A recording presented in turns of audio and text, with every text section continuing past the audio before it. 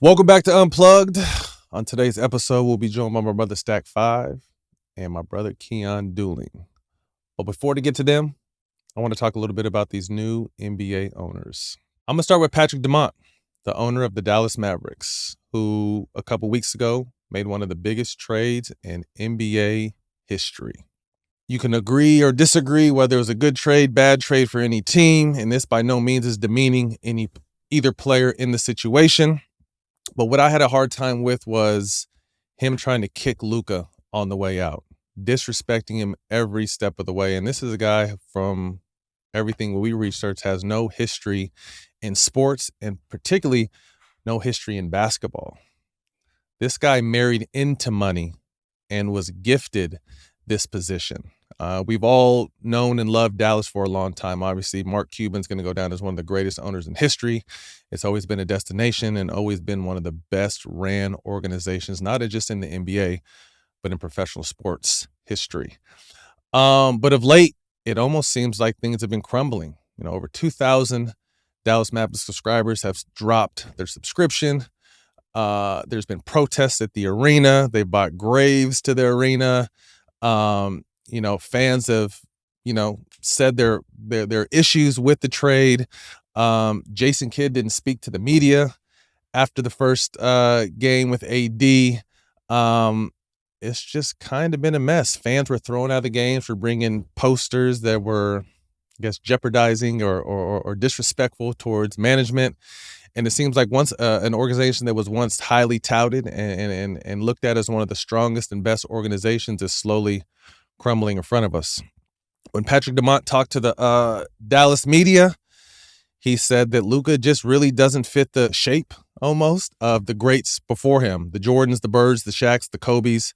Spoke on his work ethic and him kind of being a lazy player and all kinds of, again, just disrespectful things you normally don't hear from an owner. But does this surprise you? This kind of reminds me of the guy sitting in the Oval Office right now. Always disrespecting, always kind of take low shots at people. But to no surprise, this leadership of the Dallas Mavericks donated $100 million to Trump. So maybe they took a page out of his book on the disrespectful tip. Now, I'm not saying that Luka doesn't have a lot to work on when it comes to the way he carries himself towards the refs, his lack of effort, his complaining, and just his energy overall. But let's not forget, this guy is 25 years old. This guy has taken his team to the NBA Finals last year, took him to the Western Conference Finals 2 years ago, and dropped 73 points, which is the fourth highest total in the history of the league and second highest in this era, right behind Kobe's 81. The owner has an issue with, again, just the way Luka carries himself.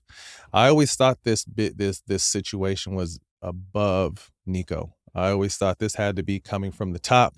We all know this new ownership tried to come in and do the whole casino thing, and it just didn't pan out. Then they tried to make a jump to Vegas, and that didn't pan out. So when their pan was empty and they made a bad trade, now all they can do is try to talk shit about Luka. But we've all seen Luka. And again, does he have some flaws? I think every player has some flaws. He has some things he need to work on. Absolutely. But to try to demean and disrespect one of the greatest players in the game, and arguably someone who will go down as one of the greatest players in history, I just think it was very poor taste. Also, the Mark Cuban angle is interesting because when he sold the team, we all caught word that he'll still be in on basketball decisions. Maybe that was a promise given by new ownership that they didn't follow through with. But when Cuban heard about this, he tried everything he could to stop it, but it was too late. Luka is loved and beloved in the city of Dallas, in a state that's known for the Cowboys. The biggest star was a 25-year-old Slovenian kid that has come over here and taken the league by storm.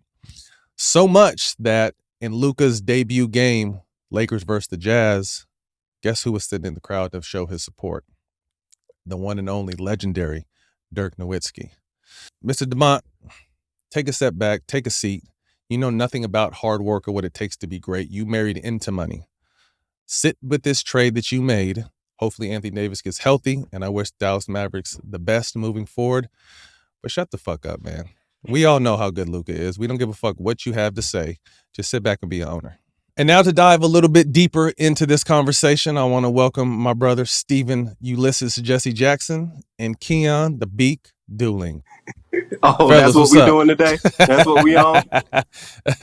Hey, obviously all three of us are very big on respect. And Jack, I'll start with you. What kind of precedence does this start? As a new owner that doesn't really know shit about basketball, kicking Luka on the way out. What are your thoughts when you hear that? Will that deter other stars to wanting to actually go to Dallas? Well, I mean, yeah and no. I mean, it's kind of similar, with how Pat Riley handled Jimmy's situation. You know what I mean? People gonna might want to go deal with Miami because I ain't handled Jimmy, and that's kind of the same with Dallas. But I look at it different. We all on the outside looking in.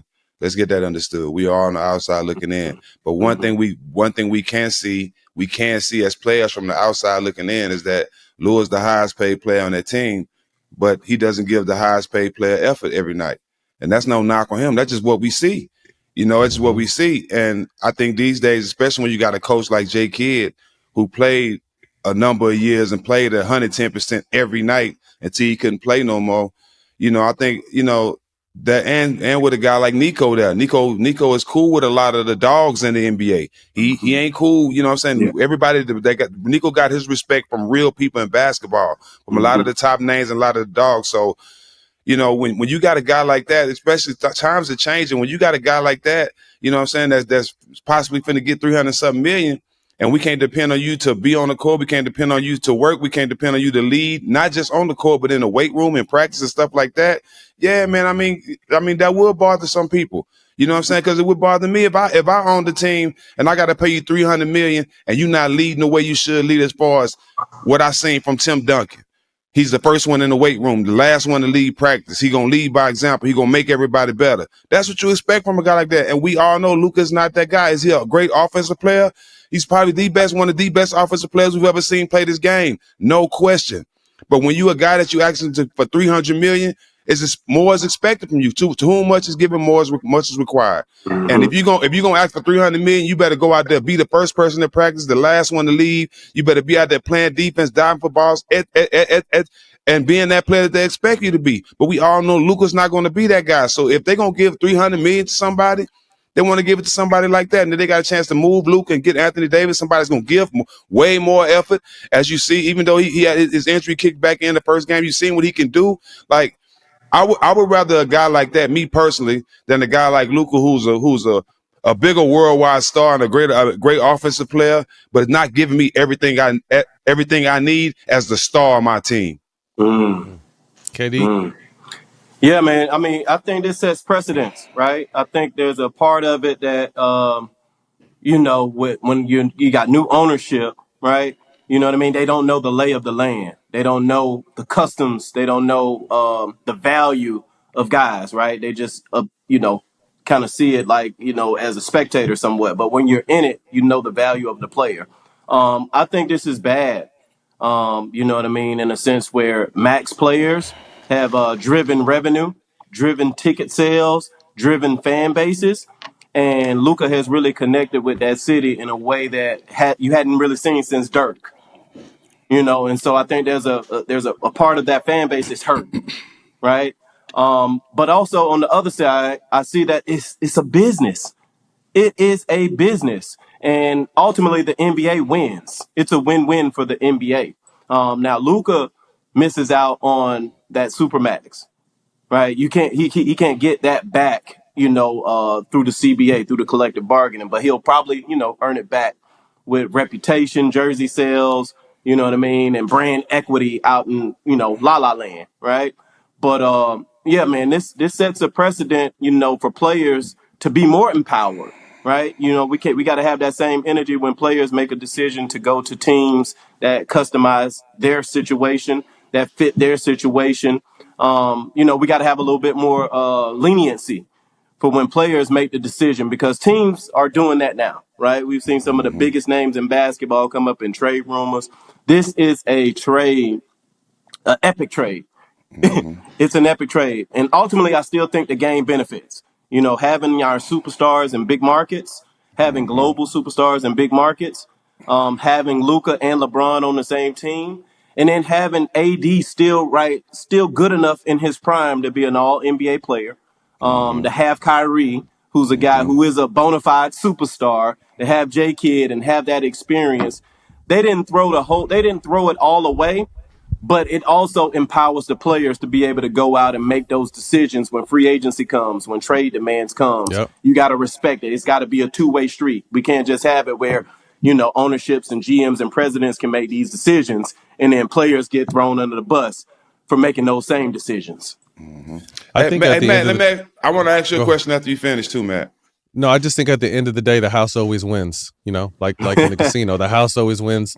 The NBA won 1,000% with Luka going to the Lakers. And Jack, I don't disagree. My only knock is because we've all played it. We were all balls to the wall. You know what I mean? We went out and gave everything, and I think that's one thing that Luka.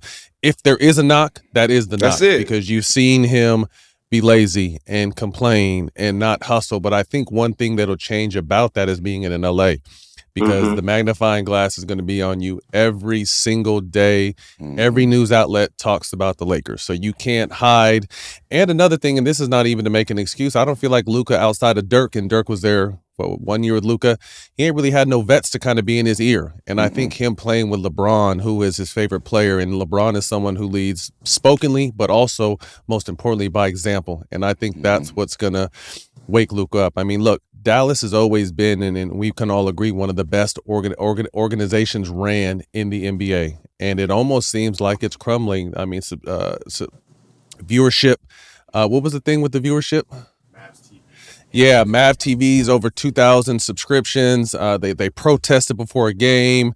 J Kidd's not talking after the game.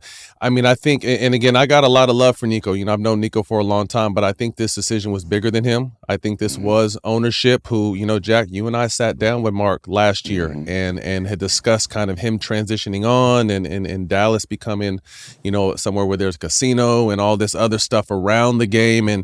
And it doesn't seem like that's happening. And Mark was hurt. Mark sat down and did an interview, and Mark was very surprised and hurt and tried to stop the trade, but it was too late. So I just kind of look at this new ownership coming in and to your point, KD, not knowing the lay of the land. And Jack, for every reason why you said it's okay, I don't disagree with that. But at the same time, I still think he's 25 and there's a chance to learn. If you think about this kid, had his team in the finals last year, Western Conference Finals 2 years ago, has the fourth highest scoring game in NBA history.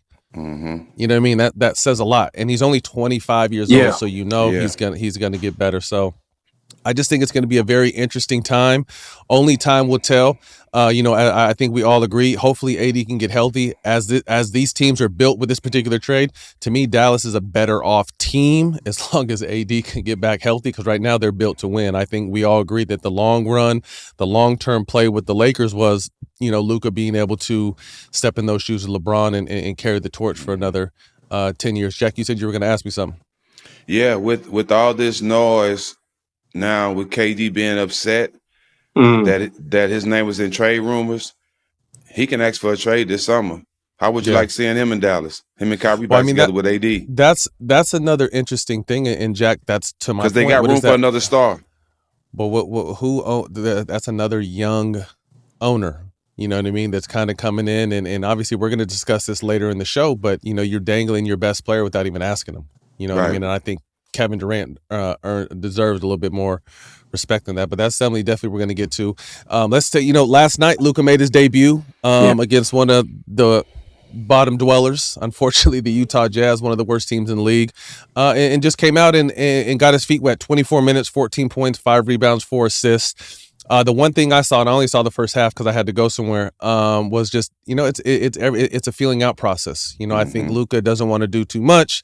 Guys want to make sure he gets off. Guys don't want to do too much. So I just think, obviously this was it's the first game. I know it's going to get better from here, but what did you guys think of, seeing that number 77 and that shit was all over Staples Center too? Yeah, I mean, you should have known the jersey sales gonna go crazy. I want one. You know what I mean? That ain't no surprise. I think, like you said, Matt, he tried to fit in, but it's good what Bron said. Bron said, told him, don't fit in, fit the fuck out. And figured I Mm. out. and I think he's gonna get to that. We know what Luka can do, Mm-hmm. man. You know, he coming back from an Mm-hmm. injury, so like you say, he's just trying to get his feet wet. But we know what to expect. We know what we're gonna see. We just anxious to see Yeah. that big game he has, and him and LeBron have a big game together to see how that's gonna work. Yeah, And real man. quick before you go, KD, I love the fact, and I think we're all in agreement that LeBron has been trying to hand the keys off to someone. I think he Mm-hmm. has someone to hand the keys off, but Bron last night showed you, don't forget about, I'm still him. It's gonna be I'm like still that. It's him. gonna be like Yeah, that till he retire, man. It's gonna I'm be like that still till he him. retire. But I like, again, and this is not a knock on AD, because I think over the past 2 or 3 years we've been saying Bron's been trying to hand the keys off. So I think Bron is going to happily hand the keys off and allow Luka, once he's 100% healthy or is close to 100%, to carry a majority of the load. But like you said, Jack, it doesn't have to be a consistent all the time LeBron. LeBron can kind of know it's a marathon, not a sprint. Katie, what were you Yeah. saying? Yeah, no, man. I mean, I think Luka's gonna be great in LA. I think they gotta surround him with the right pieces. I Agreed. think, believe it or not, man, I think LeBron is humble enough at this point in his life where he wants to have somebody in the driver's seat, right? And he Mm-hmm. can play a different kind of way. It's hard playing when everybody's loading up on you, when you have to create, when you have to score, when you have to motivate, when you have to inspire, when you have to rebound, when you have to defend, when you have to do all these Mm-hmm. things. So Luka's going to take the pressure off of him with that. I can't wait to see them get into those two-man games, right? Those pick and rolls up high or those side pick and rolls where they force double teams. And I think what we'll see the game being played a different way. Because when you Mm-hmm. can kind of put those two in pick and rolls and create that mismatch, you'll see some more logo post ups. You'll see some Mm-hmm. more double teams in the logo post up area. And so having the right pieces around them is going to be really important. I still think they need a lob threat. They gotta, Yep. they gotta go in that bag and find, Mm-hmm. a lob threat, a big body. And there's Mm-hmm. some older guys out there who are serviceable, who've actually had success with the Lakers that I think could be a Mm-hmm. good fit right now. But more so than anything, man, like I think LeBron is gonna get the potty train Luka on routine, on regiment, I on like like that. how big and how much you owe to the game when you're in that spot. When you're in that And spot, you Katie, gotta not to give. interrupt, Go ahead. but we all know, because Katie, you played here down the hallway. Playing in LA is a lot different, man. So I Oh like yeah, what you're saying about the potty train and routine and regimen, but also these Laker lights are brighter than any other motherfucking lights you'll ever get on. yeah. And the spotlight can make some nervous, but I think Luka's built for this shit, He man. built for that, He's right? been doing it since he was 14 years old. He's done it on a high level in a lot of different scenarios and situations. But there's still room for improvement with him. He's got Mm-hmm. to give more to the game holistically, Yep. especially on the defensive side, especially with the complaining and the pandering to the refs. He's got to get locked in more. He's gonna have to drink some hot sauce. He's gonna have to go get, we're gonna have to get him some Roscoe's out there. You know what I mean? We're gonna Yeah. have to like kind of Nah, toughen maybe him not. up a little bit. Maybe not Roscoe's. Let's get him some vegan shit. Well, Now, well, put some hot sauce on that motherfucker though. we got to take him to the east side, let him hang with Turn for about a week. Oh shit. You know? Hey, KD, I like the point you made about the X's and O's, and we all know that's one of JJ's strengths. I mean, Mm-hmm. and when you think the pick and roll game, obviously, KD, you sat in the coach's chair in the NBA. You think about the pick and roll game, that goes two ways. I mean, that has Bron setting picks and Luka setting picks, Yeah. and they're both going to be doubles. So what's that throwback look like? And then that's why, to your point, it's important building this roster around with guys that can handle those type of situations. Someone that could put a threat on the rim, also Mm-hmm. space for shooting, and then slashers. But KD, as you guys think, if you're on this Lakers staff with JJ, and as things start flowing, I mean, I think it's a great problem to have. I don't even call it a problem, but you got LeBron James, Luka, and let's not sleep on Austin Reeves, who's playing the best Mm-hmm. basketball of his Mm-hmm. career. You know what I mean? That's a great third option. And before Luka, someone who was running the team in crunch time when Bron didn't have the ball. So as a coach, what are you trying to communicate to your team and get across to your team to have those three particularly gel? Habits. You got to create the habits, right? Like, you got to be serviceable in the defensive schemes. You know what I mean? Like, you really got to get the buy-in from the superstar players if it's going to trickle down to the whole roster.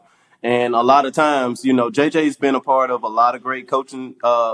He's had a lot of great coaches, Doc Rivers, Stan Van Gundy, Coach K, a lot of those guys. So you got to get buy-in. You have to get those guys to buy in and accept You know what I mean? Their role and their responsibility to the team, especially on the defensive level, on the defensive end. Because offensively, Luka and LeBron, they're talented enough to figure things out. They're smart enough. They can pass, they can dribble, they can shoot, they can post up, they can do everything. And so it's the buy-in really that's going to have to happen, and that's what he's going to have to look in the mirror and tell himself. Luka has got to get better on the defensive end. He's got to give himself to the game holistically, even if you don't have your legs on the offensive end. Yep. Being out there sometimes, you can be that facilitator. You know what I mean? You can just being out there can, cause spacing issues. So Luka's really just going to have to buy in on the defensive level. I know JJ's, losing a lot of sleep. I can see he's aging already. That's my young boy too. And I think he'll put them in a position to be successful. But like I said, man, it's a cheat code: up, up, down, down, left, right, BA select start. It's a contra cheat code when you have 30. LeBron Hey, in that's that 30 locker room. lives. That's 30 lives. This team is sitting at fourth in the West. They've won 6 straight. Obviously, the Mark Williams trade fell through. And I just think, and I don't even want to be up here talking bad, but just what a piece of shit move by the Hornets. You mean you knew what the deal was. You try to pull a fast one. And this is not a knock on the players at all. But I was already thinking that the Hornets are just such a bad organization. And, this kind of just shines a spotlight, on that. I thought adding a Mark Williams, who is a lob threat, who is nearly a double guy, a young kid too, could have really set them up, for him to play his role in this team to achieve what they need to achieve. That trade is rescinded. All jokes aside, Jackson Hayes is their only big guy right now. They don't have money to really go out and get people in the buyout market. Keyon, you mentioned, JaVale McGee and Dwight Howard are sitting at home, and there's some other people sitting at home right now. Jack, where does this team go to try to find some frontline depth? Again, Jackson Hayes is there, but he's still young, and I'm not sure if he's someone you can count on yet in the playoffs. Where do you think they go to shore up that front line, or at least shore up that front line for the remainder of this season? I mean, JaVale McGee and Dwight Howard's on people I could think of, but regardless what they do, they ain't gonna win it this year, in my opinion. They got to make a whole bunch of moves.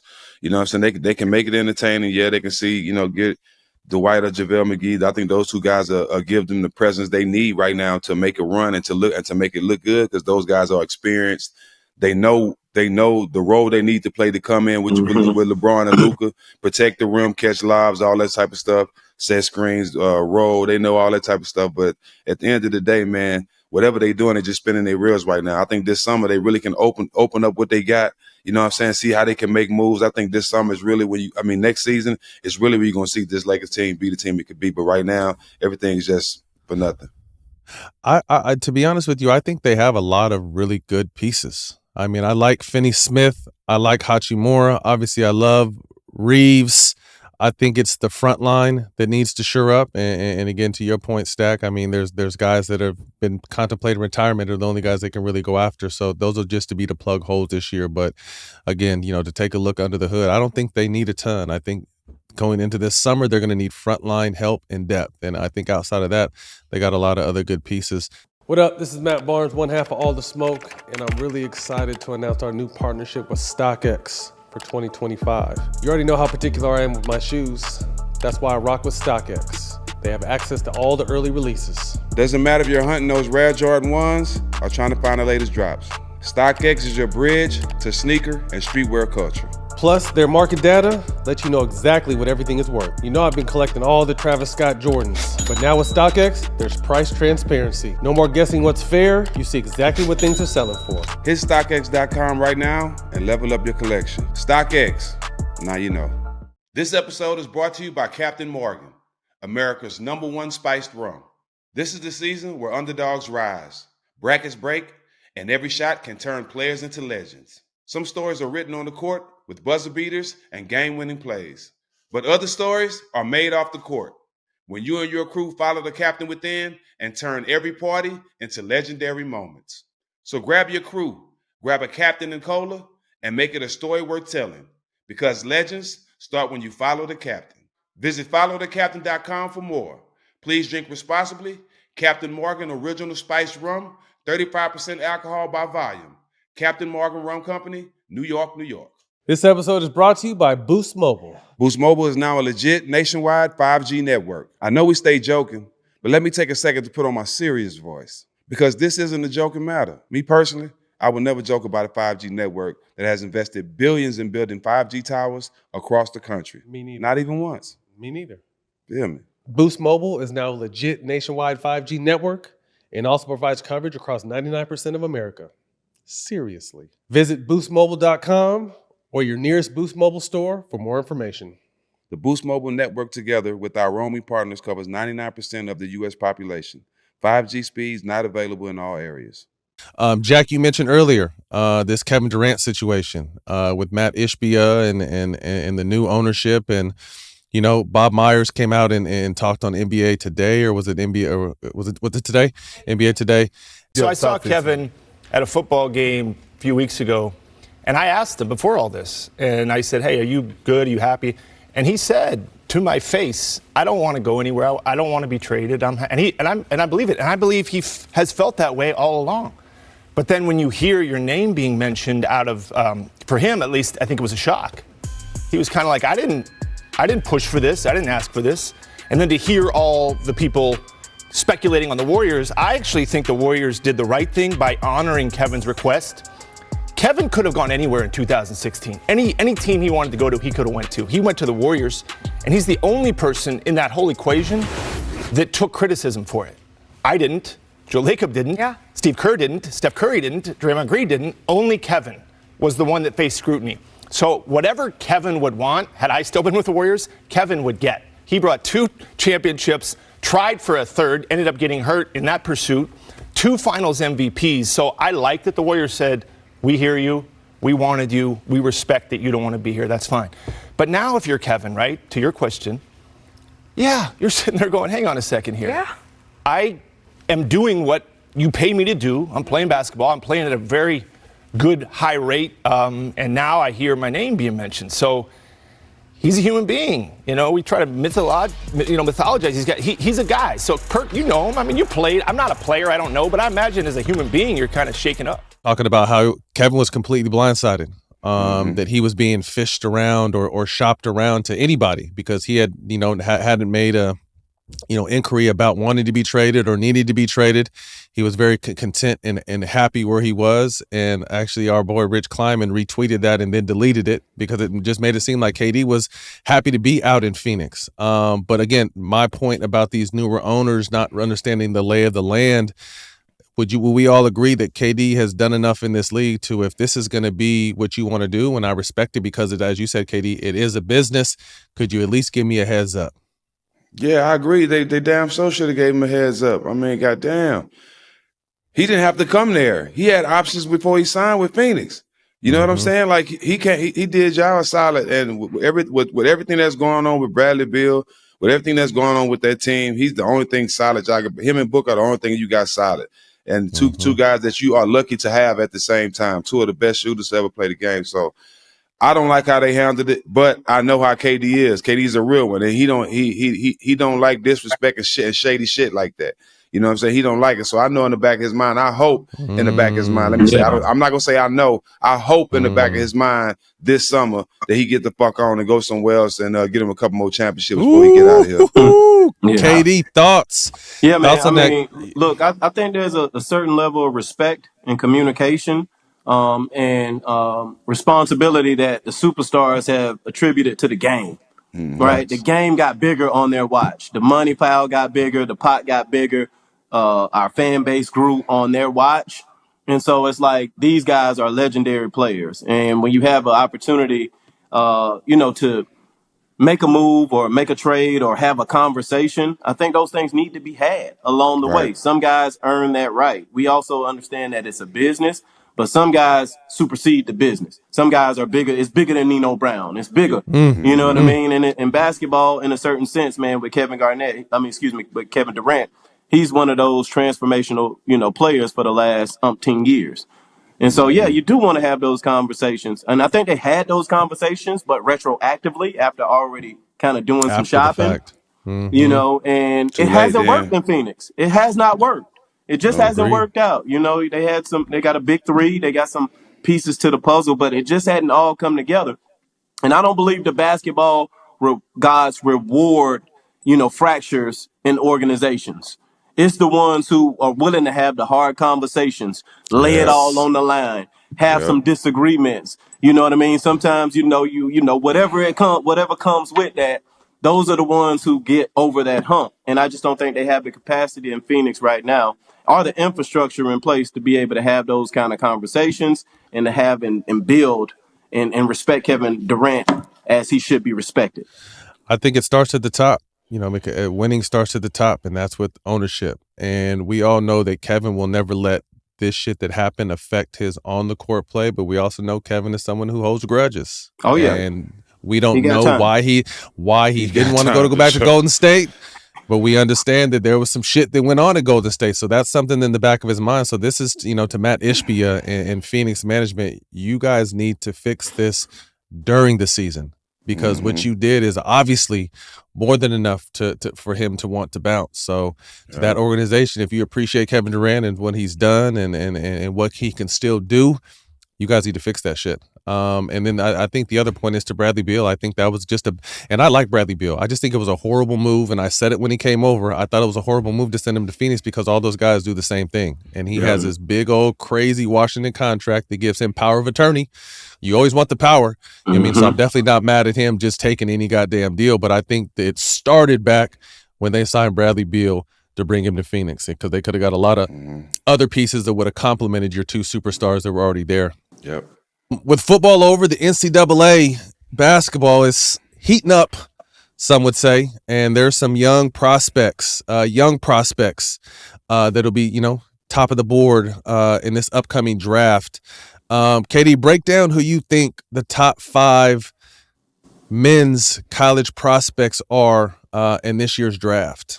Yeah, man, I think it's a young boy draft. Definitely. You know what I mean? Like all the guys who I feel like are the top 5 prospects are freshmen.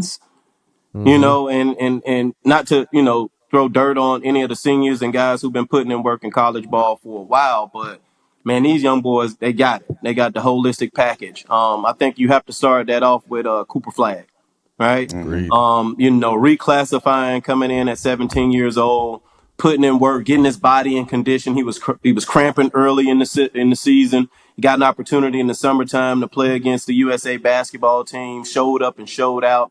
And I just think from a timing standpoint and from a fan base standpoint, Cooper's timing is impeccable. You know what I mean? We need that demographic, to be engaged and be able to see a piece of themselves. KD, what demographic is that? We need our fan base. You know what I mean? We need you know what I mean? Like when Larry Bird and Magic was there, you know what I'm saying? The game grew. We need, the fan base with less melanin to see themselves. We need some white boys from the United States of America. Step up.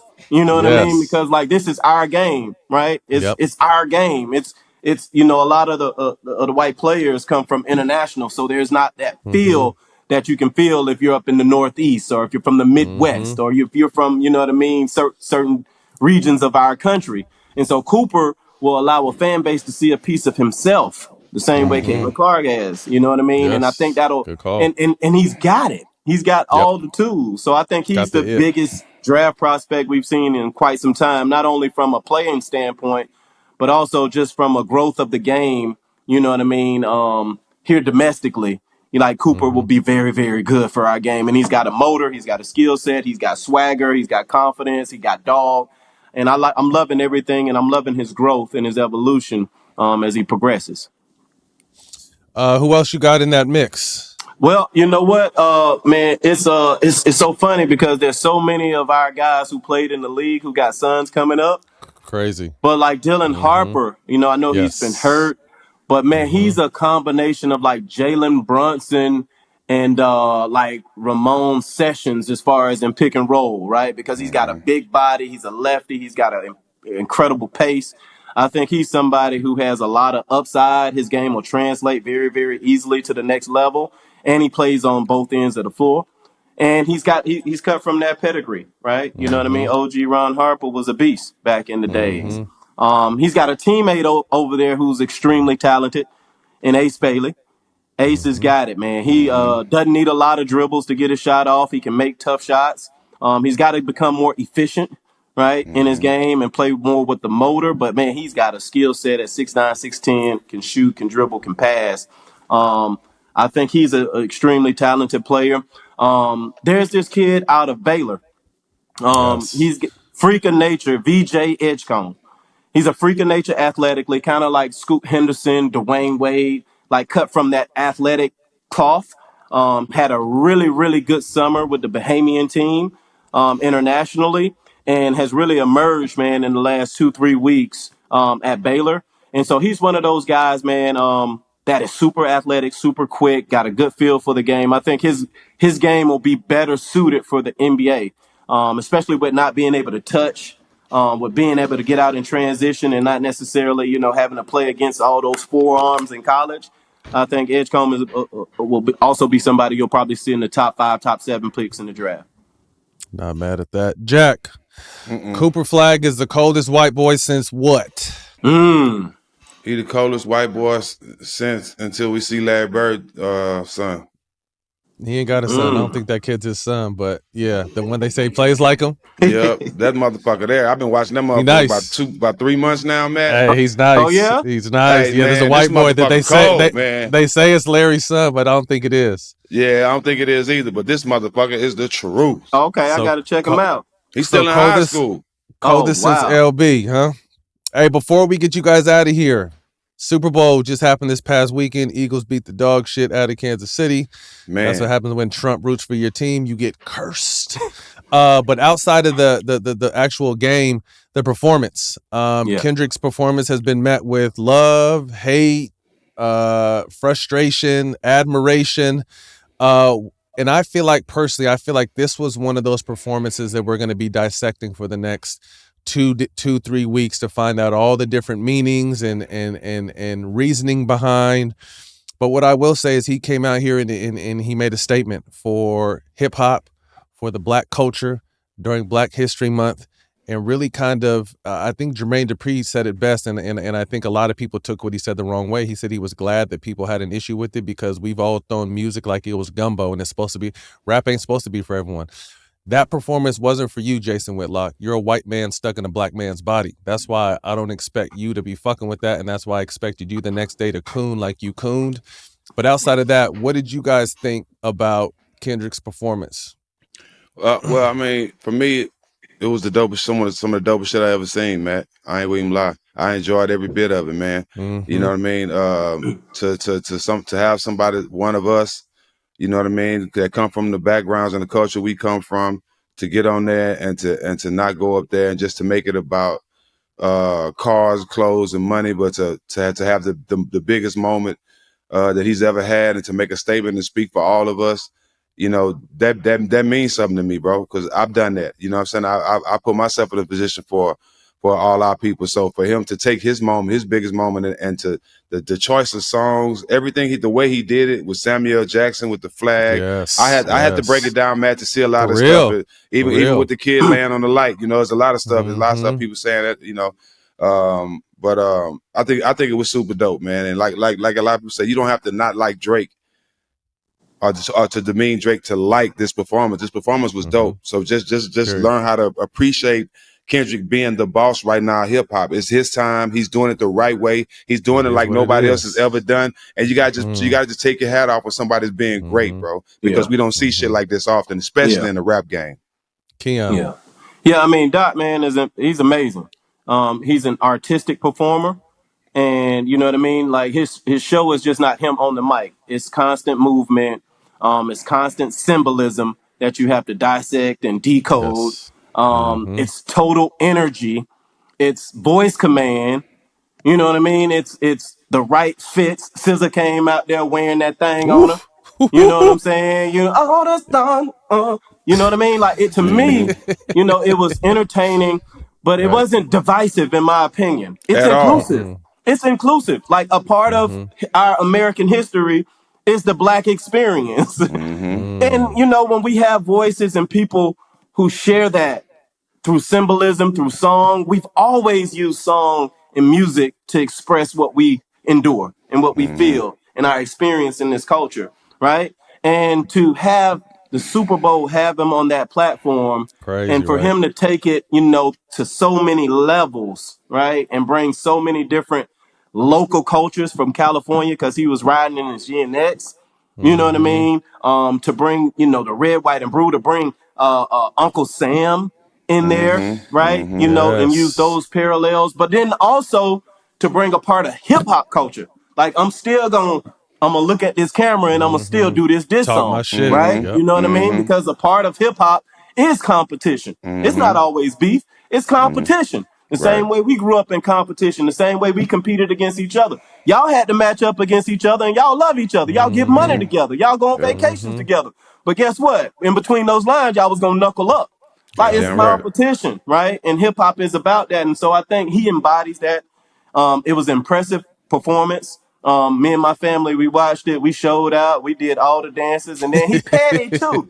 Like he That's super petty. petty. Yeah. He got Super Yeah. time. petty. He is Yeah. petty. Serena Yes. coming out doing her thing. Oof. I just thought it was a very cool concept, and I think he delivered. You know what I mean? And for all those naysayers, when the music went down and you heard everybody say like get involved with the song, The whole it world appears said it. that the people in the building were feeling We're it. fucking with it.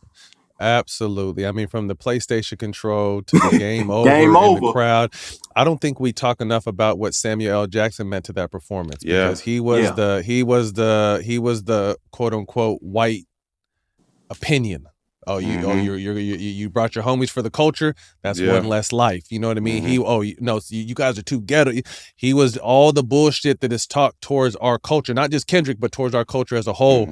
He was the one, and every time he says something, Kendrick had an answer for us. I just thought very well put together, very creative. If I'm not mistaken, 133.5 million people viewed that, which would put it Wow. at the top. Man. So.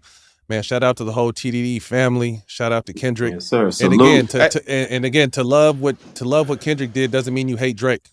Exactly. By any means. Hey, Matt, but no, I want to say one thing too. You know what was the dopest thing about this whole thing to me? Like it's a video. It's a rapper named AZ Cheek, I think, something like that. He on a song called Peekaboo. He didn't make the Super Bowl, but it's a video of him and his family watching Kendrick sing part of his verse, bro. And if you seen the joy in him and his family watching Kendrick's, bro, that made me feel good because that's how your partner's supposed to put you on. You know what I'm saying? We all know it was a limited amount of people that Kendrick can have, but if I can't get my partner, let me rap his verse. While you know what I'm saying? I think that was the dopest shit about the whole thing to me. Hell yeah, loved it. He showed respect to a lot of different things, whether it be cities, people, culture. It was dope. Well, KD, man, we appreciate your time. Definitely look forward to having you back again. Bro. And Thank y'all for one. having me, man. Appreciate enjoy it, your bro. week. Let's keep No building. doubt. Yes, sir. You know it. Jack, NBA All-Star 2025, San Francisco, California. We'll be heading out there in 2 days, man. I'm excited. You know, this is a place where, you know, you and I really started our brotherhood and our friendship back in the Bay. We had a great run in the mid 2000s, and you know, now it's back out here in our company. That sounds good to say. Our company is going out there to set up a flag, man. So what are your thoughts about All-Star coming up this week? Always gonna be good to be back in the Bay, man. So many memories. I think definitely some of my best years playing basketball. Some of the best fans. I think the relationships that I built while I was playing. I think a lot of those relationships I built out there I still have today. So I think Oakland, San Francisco is a special place in my heart. It's gonna be good to bring our show back. I think not only for us, but the city, the whole Bay Area, been asking us to come for so long. I'm getting so many calls and texts trying to get to the show. How can I get tickets and all this type of stuff, bro? So it's going good to be back with family, man. I think it's only right that we bring all the smoke back and plant our flag there because that is one of our homes. Absolutely, man. We're blessed to have the Run TMC. So we're gonna talk to Tim, Mitch, and Chris with the Run TMC team, and then also, man, a Re-Believe reunion with some of our brothers, man. I'm really looking forward to that. So those are going to be 2 live shows we're doing. We're doing a brunch on Sunday, honoring Too Short and E40 with LaRussell curating our welcome to All-Star live show with Kevin Garnett. You know, Kevin Garnett was our first live show at All-Star. Was that All-Star 16? 2020? 2020, the pandemic all-star. So we're gonna catch up with him with some special guests dropping through that show. Our welcome dinner, man. It to me again, and I think I've said this. I mean, for us to be able to play out there and me be from an hour away from there, but for us to go back there, man, damn near 20 years later, almost 20 years later, as a business, as a company, man, I'm really proud of that, and obviously couldn't have done that without you, bro. So I appreciate you and I love you, and definitely looking forward to having some fun out there. Yes, sir. Me too. Well, that's a wrap for this week. Yep. Unplugged. We appreciate you guys tuning in. Yeah, have a good week. Shout out the boy, man. Shout out to Kendrick. Man, even shout out Drake. He's out there doing his thing right now in Australia, doing his thing. And remember, to love one, you don't have to hate the other. Make sure you guys catch us on all the Smoke Productions YouTube and the DraftKings Network. We'll see y'all next week.